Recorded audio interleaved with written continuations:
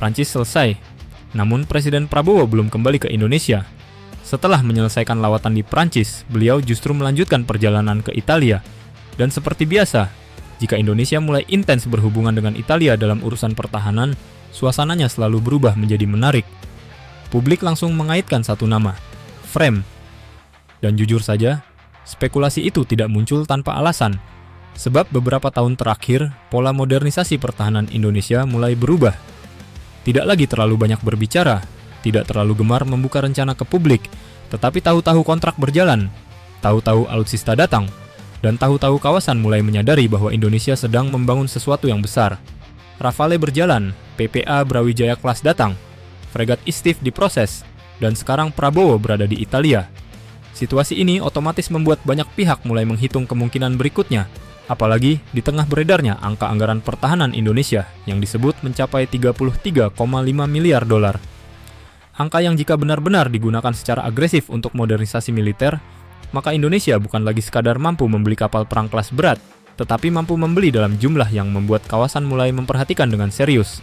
Dan jika uang sebesar itu benar-benar diarahkan ke laut, pertanyaannya bukan lagi apakah Indonesia mampu membeli frame, tetapi Indonesia berniat membawa pulang berapa unit. Italia jadi showroom TNI. Ada satu hal menarik yang mulai disadari publik beberapa tahun terakhir. Italia perlahan berubah menjadi tempat yang sangat berbahaya bagi dompet pertahanan Indonesia. Karena setiap Indonesia berurusan dengan Italia, ujung-ujungnya kapal perang. Dan bukan kapal kecil. PPA masuk, hubungan dengan Fincantieri semakin dekat, dan sekarang Presiden Prabowo datang langsung ke Italia. Wajar jika publik mulai berpikir liar, karena pola Indonesia sekarang memang unik. Awalnya hanya rumor, lalu muncul pertemuan. Setelah itu mulai ada pembicaraan industri, tiba-tiba kontrak muncul, dan beberapa waktu kemudian kapal perang sudah berlayar menuju Nusantara. Dan di tengah pola seperti itu, nama Frame terus muncul seperti kode keras yang sengaja dibiarkan hidup.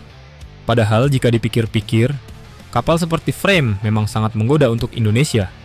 Karena Indonesia saat ini mulai terlihat tidak puas hanya memiliki kapal yang sekadar cukup patroli. Indonesia mulai bergerak ke arah armada yang punya efek psikologis. Kapal yang ketika muncul di radar negara lain, suasana ruang briefing langsung berubah lebih serius. Dan Frame punya efek seperti itu. Kapal ini bukan sekadar besar, tetapi juga membawa kesan bahwa negara pemiliknya sedang membangun kemampuan tempur laut yang serius. Jadi jika suatu hari nanti, Frame benar-benar memakai bendera merah putih, yang terkejut mungkin bukan rakyat Indonesia, tetapi negara tetangga yang tiba-tiba sadar bahwa TNI Angkatan Laut sekarang mulai memiliki mainan dengan level berbeda. Indonesia mulai membangun armada yang tidak sopan. Indonesia sekarang terlihat semakin menarik, bukan karena paling berisik, justru karena semakin tenang. Dan anehnya, semakin tenang Indonesia, modernisasi militernya malah semakin membuat kawasan sulit tidur nyenyak. Karena pola Indonesia sekarang mulai terbaca.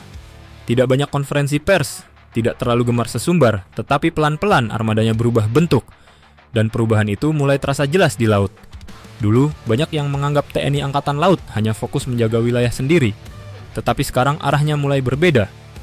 Indonesia mulai terlihat ingin memiliki armada yang bukan hanya mampu menjaga laut nasional, tetapi juga mampu menciptakan pengaruh strategis di kawasan. Ini yang menarik. Karena Indonesia sebenarnya memiliki modal geografis yang sangat jahat jika dipadukan dengan armada modern. Selat Malaka, Natuna, Alki, hingga Samudra Hindia, semuanya terlalu penting untuk diabaikan dunia. Artinya, ketika Indonesia mulai memperbesar kekuatan lautnya, dampaknya otomatis tidak akan dianggap lokal. Dan jika nanti armada seperti Balaputra Dewa Class, PPA Brawijaya Class, Marta Dinata Class, Istif Class, ditambah Frame benar-benar aktif bersamaan, maka TNI Angkatan Laut bukan lagi sekadar armada terbesar secara jumlah di ASEAN, tetapi bisa mulai berubah menjadi armada dengan efek gentar paling tinggi di kawasan. Dan jujur saja, inilah yang mungkin mulai membuat banyak pihak memperhatikan lawatan Prabowo ke Italia dengan lebih serius. Karena terkadang kapal perang tidak perlu menembakkan rudal untuk menciptakan tekanan. Cukup muncul di horizon laut, itu saja kadang sudah cukup membuat pesan strategis tersampaikan dengan sangat jelas. Isu 33,5 miliar dolar. Sekarang mari berbicara realistis. anggaran pertahanan sebesar 33,5 miliar dolar adalah angka yang sangat besar untuk kawasan Asia Tenggara. Dan jika sebagian anggaran itu benar-benar diarahkan untuk memperkuat TNI Angkatan Laut, maka Indonesia sebenarnya memiliki ruang untuk melakukan lompatan kekuatan yang sangat signifikan. Karena tantangan Indonesia memang tidak kecil. Laut luas, jalur perdagangan strategis, ketegangan Indo-Pasifik meningkat, dan persaingan geopolitik semakin keras.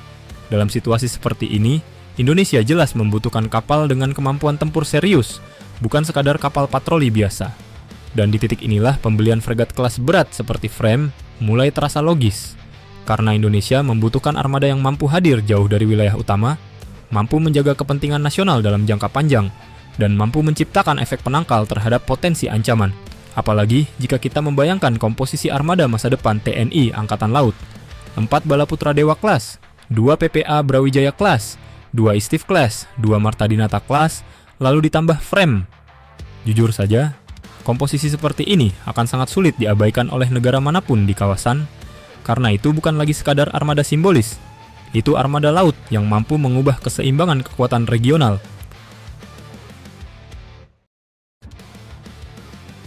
Apakah Presiden Prabowo benar-benar sedang membahas Frame di Italia?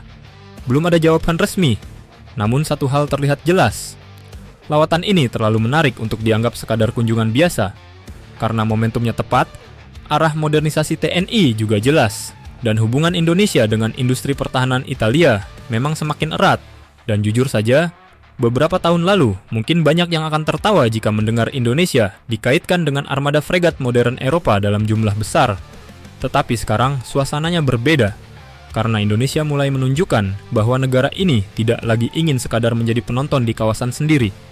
Indonesia mulai membangun kekuatan, pelan, tenang, tetapi skalanya mulai membuat banyak pihak memperhatikan. Dan mungkin inilah yang paling menarik. Indonesia tidak sedang banyak berbicara, tetapi tiba-tiba mulai terlihat siap. Dan jika suatu hari nanti fregat Frame benar-benar berlayar menggunakan bendera merah putih, maka itu bukan sekadar penambahan kapal perang, tetapi penanda bahwa Indonesia telah memasuki era baru kekuatan maritimnya.